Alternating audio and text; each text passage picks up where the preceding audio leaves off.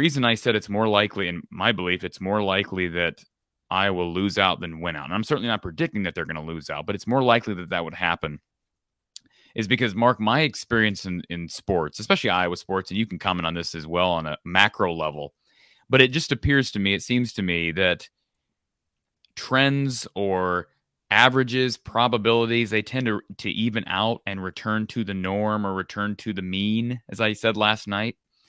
And if you think about it, what is the mean of the Iowa offense in recent months, years? What is the mean? It's bad. So I I understand guys are going to make improvements. There's no question. And I think clearly there were some improvements made because I think Northwestern is comparable to a Nevada, maybe even a little bit better. I mean, probably a better talent than Nevada, but hey, I don't know who would win that game. But they pushed Northwestern around better than they pushed Nevada around back in September. But my point is, they looked like a different line. They looked like a different offense on Saturday.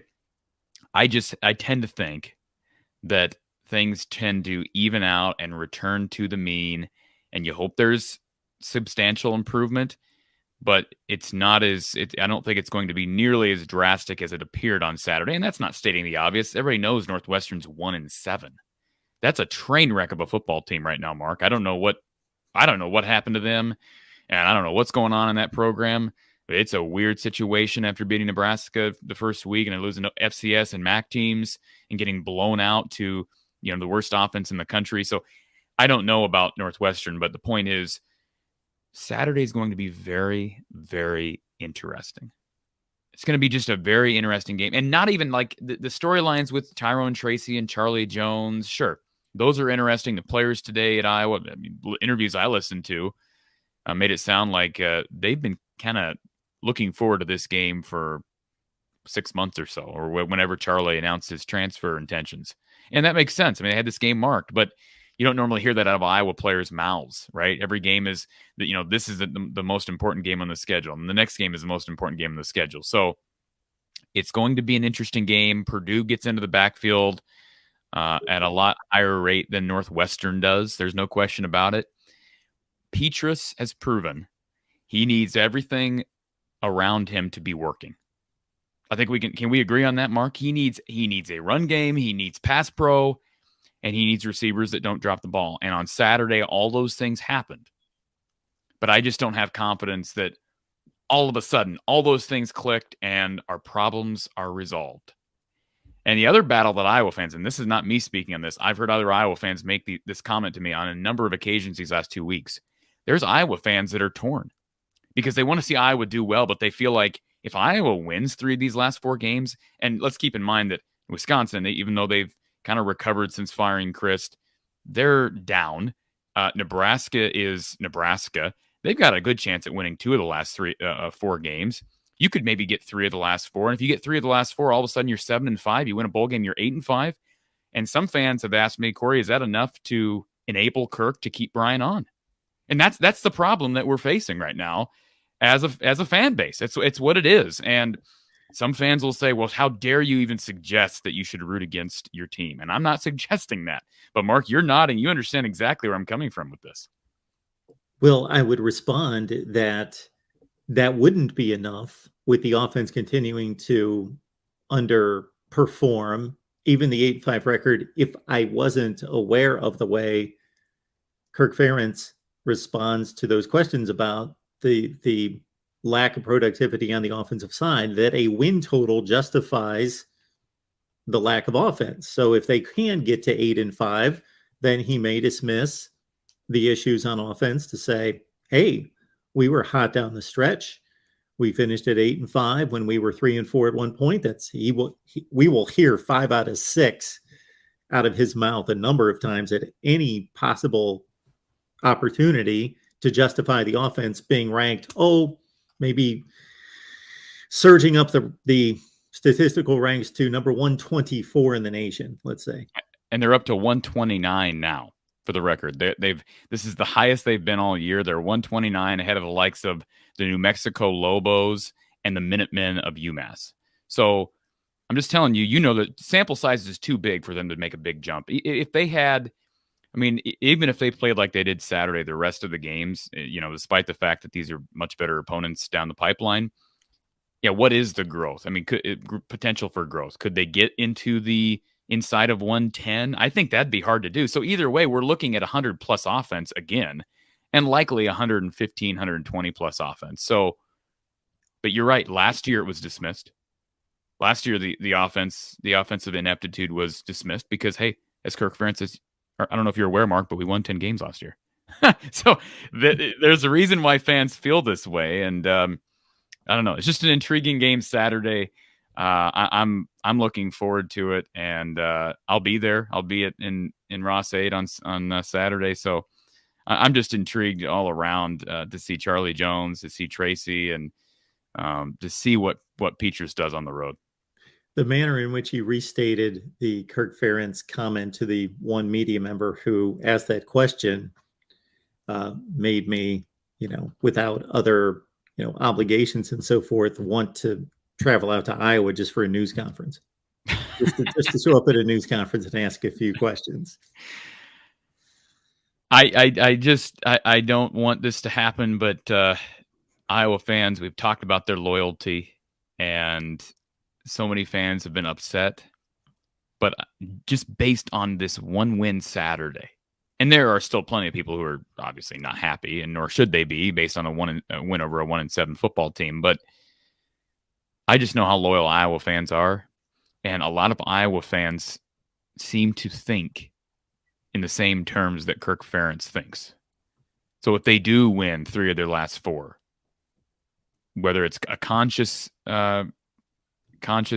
way of thinking or a subconscious way of thinking, there are going to be Iowa fans that sort of excuse the offense because, well, Kirk took us to 7-8 wins again. So that's a down year. I'm here for the ride. We could always be Nebraska, Mark. I hear that all the time. We could always be Nebraska. We could always be Nebraska. As you addressed in the past, Corey, there's a fear of going back in time to the 50s, 60s, and 70s. Lauderberg, Cummings, yeah. And not looking at it with an optimistic look of, right, we've got a really solid, strong football brand with all this respect due to Kirk Ferentz, due to Hayden Fry, but it can be propelled into the future, certainly. Before we get our guest here on board, I'm curious to ask you, because I caught many of the Big Ten coaches' news conferences, but did not catch Kirk. Was he asked about Charlie Jones' success? He was. You want me to read you the quote? I'm fascinated to hear it. So I want to get your reaction. I know we've got Grant Michael here waiting, but let me give you his reaction to the comment. So Kirk was asked about Charlie Jones' improvement his numbers, right, since he left Iowa. He says, and I quote, "We'll never know what would have happened if he was here. We saw him make great improvement, I thought, in the spring. We were really excited about that, and then he's not here." So I'll tell you what that tells me. All right. And we've done plenty of criticizing of Kirk Ferentz in recent press conferences. If that's the most controversial thing he says, then give me a break. But what I first thought when I read that is it appeared to me, because by the way, I've not read the transcript, have not watched the press conference. So tone, and as Kirk Ferentz brought up last week, tone is important, right, in these press conferences.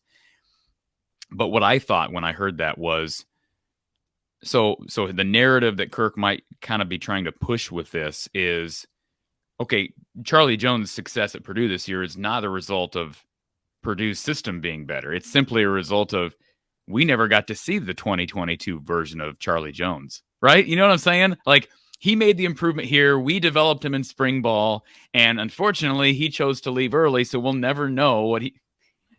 Isn't that kind of what you picked up on there, Mark? Am I wrong? That's what I picked up on.